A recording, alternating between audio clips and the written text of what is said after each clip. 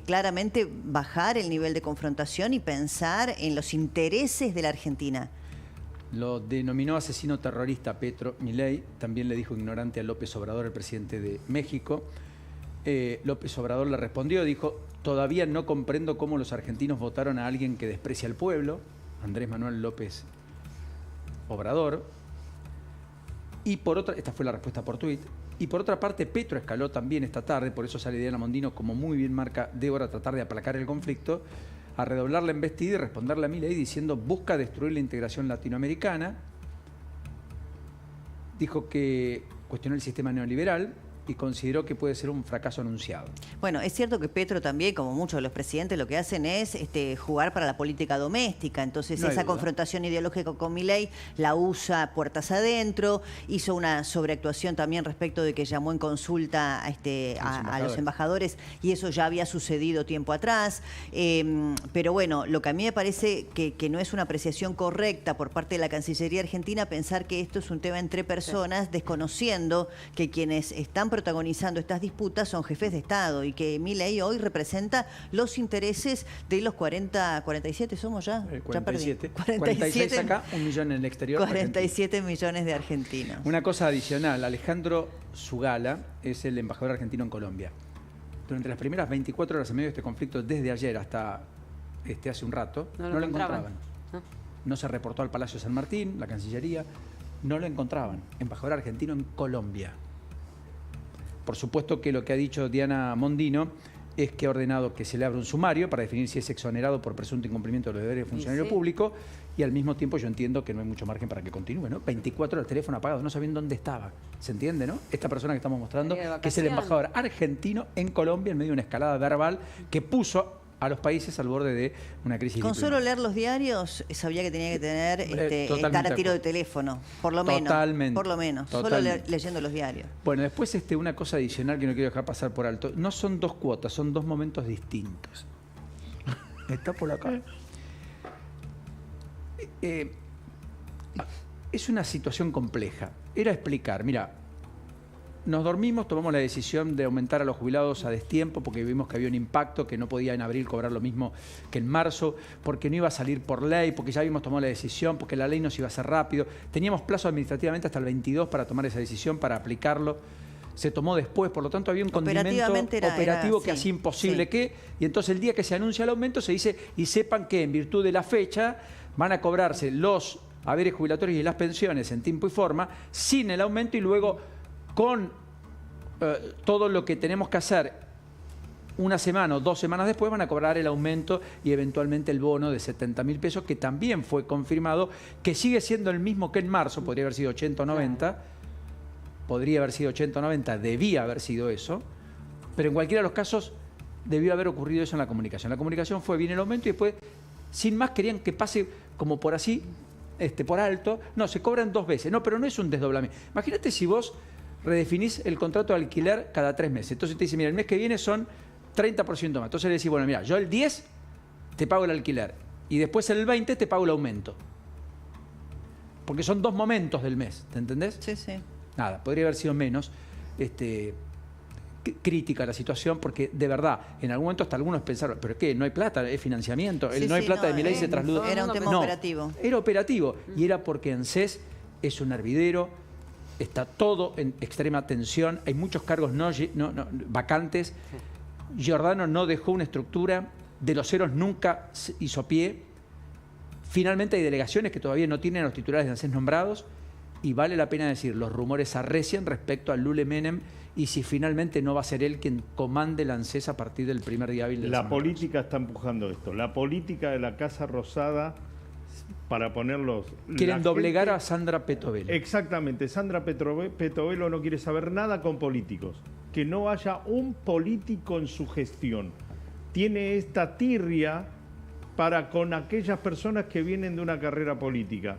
Y lo que está diciendo la política es, si no llenamos ya los casilleros que tenemos que ocupar en los territorios, estamos perdiendo tiempo invaluable para armar estructuras. Bueno, igual hablando de ANSES, dicho sea de paso, es el día hoy en el que Alberto Fernández oficializa que se lleva a su bolsillo 7 millones de pesos y que se le va a pagar el retroactivo Mira, acá de dice 32 millones, 207.000. Mostralo en cámara. A ver si Vamos se ve. Por favor. Ahí, no sé si lo llegamos a ver, pero acá está el Vos valor. estás hablando de las cuotas, de los jubilados, que si son Mirá. 2 veces, que si no es cuota. Y Alberto Fernández cobra el retroactivo de 32 millones. Mirá.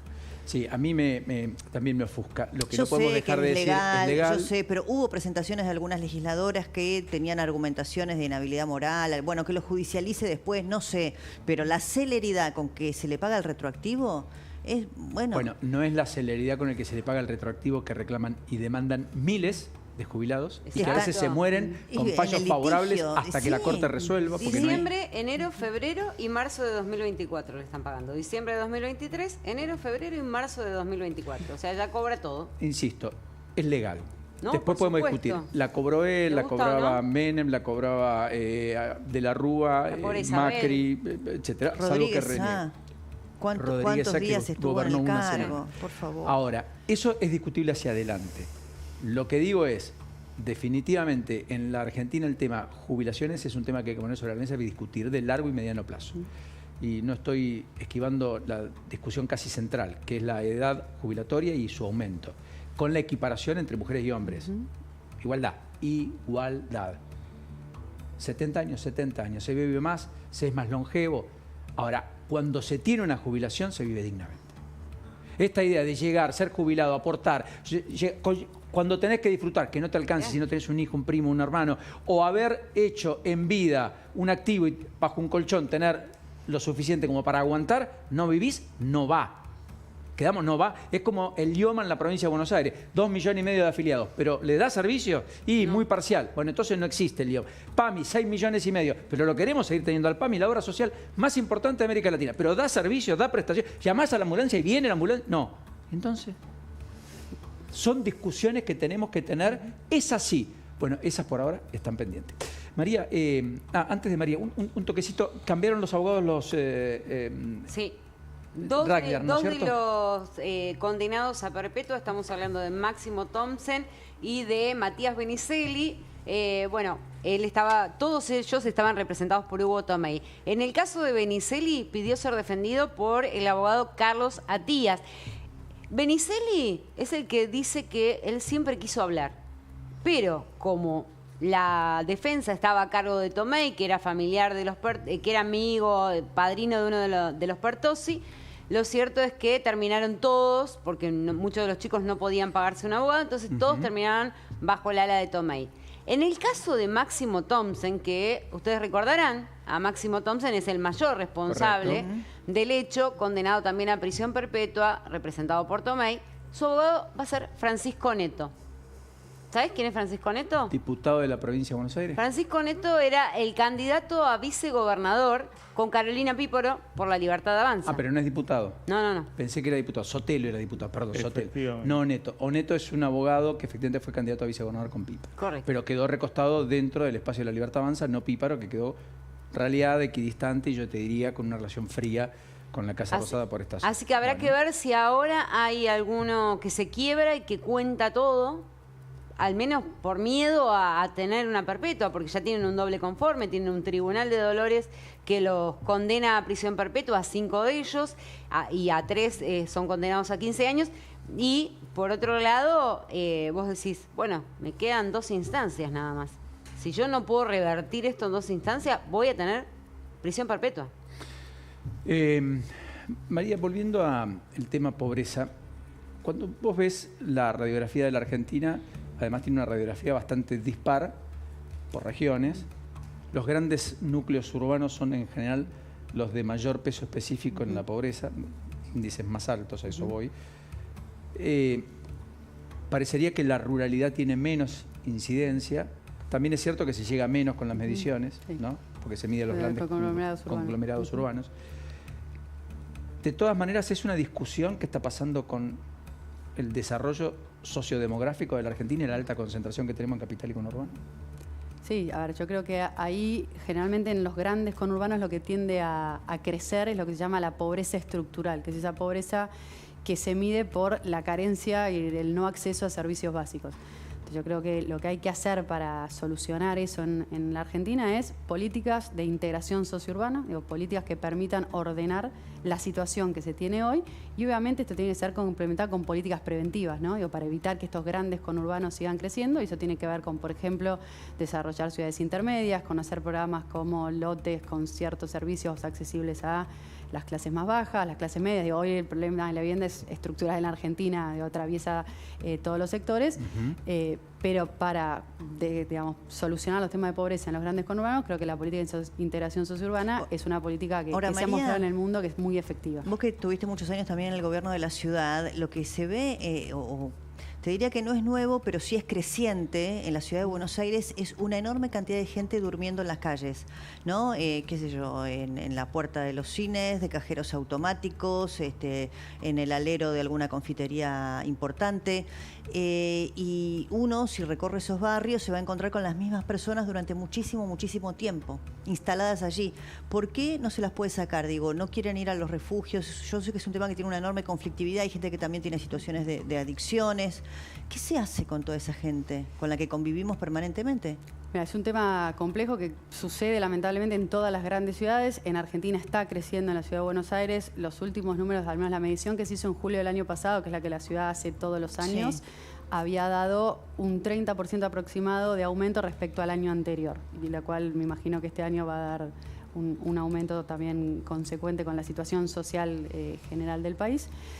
Las personas que están en situación de calle tienen un problema que no están atravesadas solamente por el problema de ingresos. Digo, es muy difícil, puede haber algún caso, pero una persona que no pueda pagar el alquiler y termine en la calle. Antes suele haber una red de amigos, un club, una iglesia, esquemas de contención. Entonces estas personas muchas veces están atravesadas por situaciones de violencia, por situaciones de consumo y por situaciones de salud mental. Digo, en la ciudad de Buenos Aires era alrededor del casi un poco más de la mitad estaba atravesada por algún tipo de estos problemas.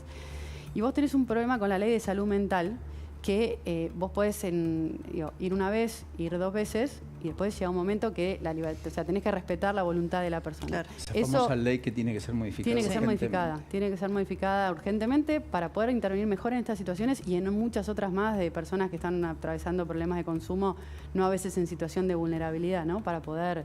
Bueno, la mamá de Chano lo ha contado hasta el hartazgo, varias veces. Más allá de reconocer que hace meses, por suerte, Chano no estaría... 13 meses. 13 meses, poco más de un año, inmerso en esa locura que significa la drogadependencia. Ahora, ¿se puede tener una política social eficaz aún desde la lógica de un Estado chico, desde un Estado más eficiente, desde un Estado que se corra de buena parte de los ejes económicos, como parecería ser la imagen de Milei? Porque, digamos, Chile ha tenido política social, Uruguay tiene su política social con la calle Pou.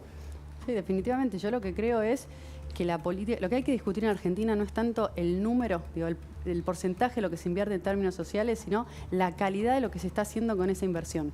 O sea, cuando el gobierno dice quiero que el alimento llegue, o que lo consuman, o que no quede nada en el medio, eso está bien, digamos. Yo quiero, a ver, depende de qué tipo de política social estemos discutiendo. Si me preguntas política alimentaria, yo creo que es mucho mejor ir a un esquema de transferencia directa, donde el Estado Nacional le dé un programa como la UH, el alimentar, unificado, mejor diseñado, pero ese dispositivo. Entonces vos ahí, por ejemplo, la UH es un programa que llega aproximadamente al 75% de los hogares pobres de Argentina.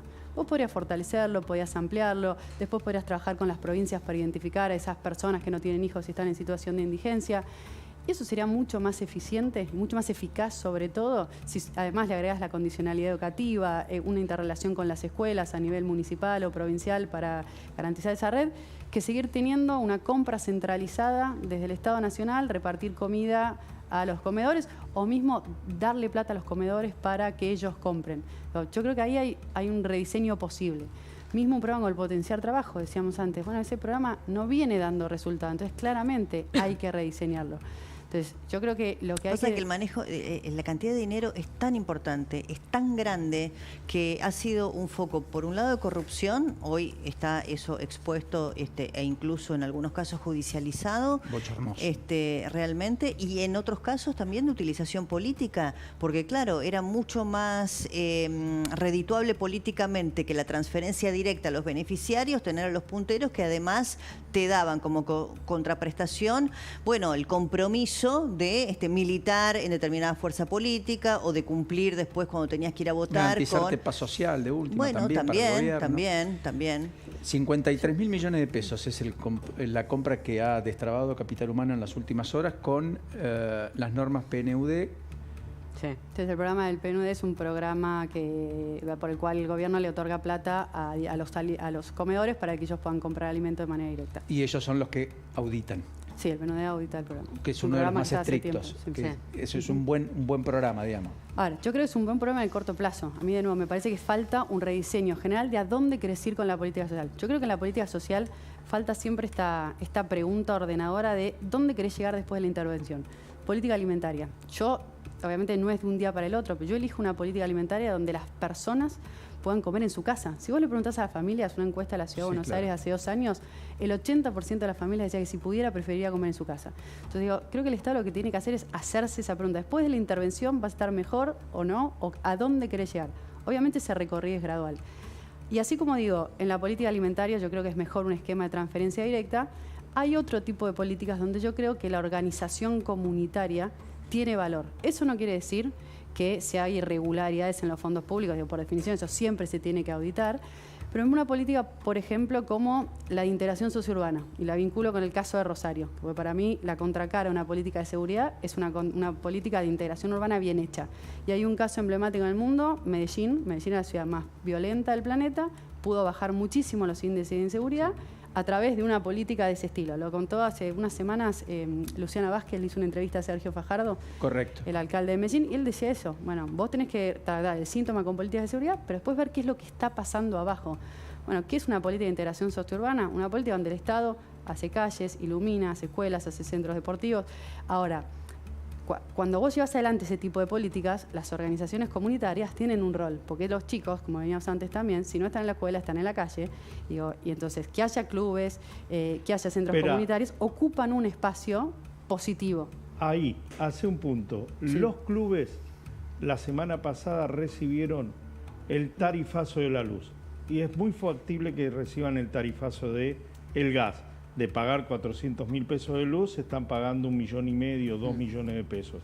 Esos clubes de barrio que concitan 3.000 pibes, 3.500, 2.000, vamos a poner un promedio, no pueden seguir interactuando con ninguna otra estructura estatal porque se ven impedidos de seguir funcionando. ¿Cómo se hace? ¿Por qué no se revisa también esas cuestiones? Debería de revisarse. Yo creo que el esquema de tarifas de energía en este país había que rediscutirlo seguro, pero cuando se hacen esos ajustes hay que tener en cuenta todas estas situaciones. No sé, algún tipo de subsidio a la demanda.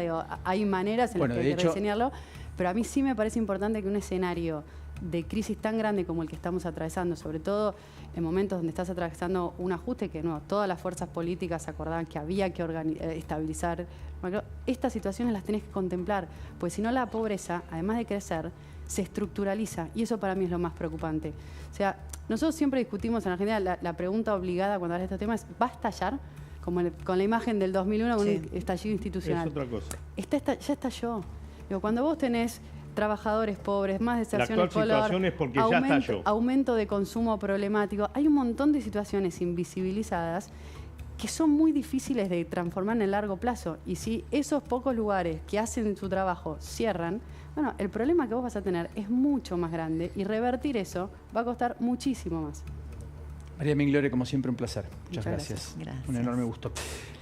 A esta hora acaba de tuitear ya la ministra de Seguridad de la Nación a propósito del tema con el que abrimos la noche, Lourdes. Así es, acaba de ser detenido por la policía de Santa Fe el asesino del playero Bruno Busanich de Rosario, asesinato que destruye toda una familia. Es nuestra obligación que en casos como estos se haga justicia. Ya está entrando al Congreso de la Nación la ley de imputabilidad para que nunca más crímenes como estos queden impunes. Con lo cual confirma, una vez más, lo que había dicho Cunio Libarona, que va a buscar el gobierno que los mayores de 14 sean imputables. Bueno, que lo Buena hagan. hora. Que lo hagan. Veremos que votan en el Congreso, ¿no? Hacemos la pausa. Ya venimos.